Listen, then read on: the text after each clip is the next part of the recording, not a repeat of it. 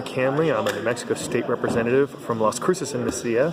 It is January 26, 2017, and this is your legislative update for the day. So only a couple real things happened today and nothing of real note.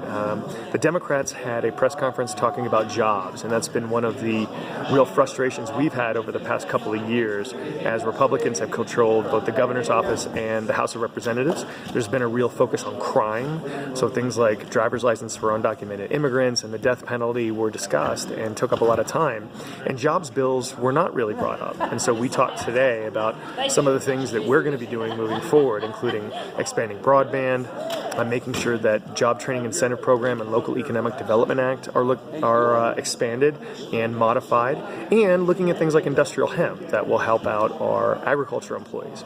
In the afternoon, we in the Energy Committee heard a presentation by both some folks with the renewable energy associations and the oil and gas industry, and there's a good medium to be found there. Obviously, wind and solar are becoming more and more competitive price-wise and more available on the grid. And yet oil and gas makes up a huge portion of the New Mexico economy.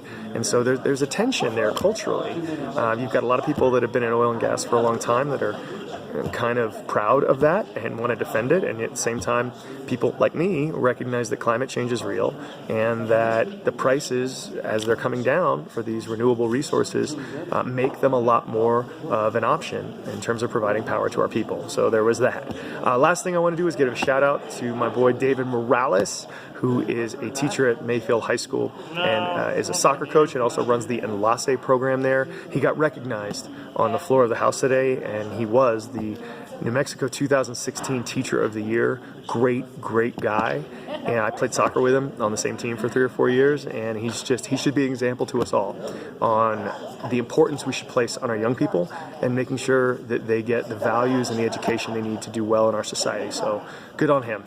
Thanks, y'all. There should be some much bigger news tomorrow, which should be fun and interesting, and I'll be back at you then. Thanks, and everybody, as always, if you have questions, comments, or concerns, I'd love to hear from them.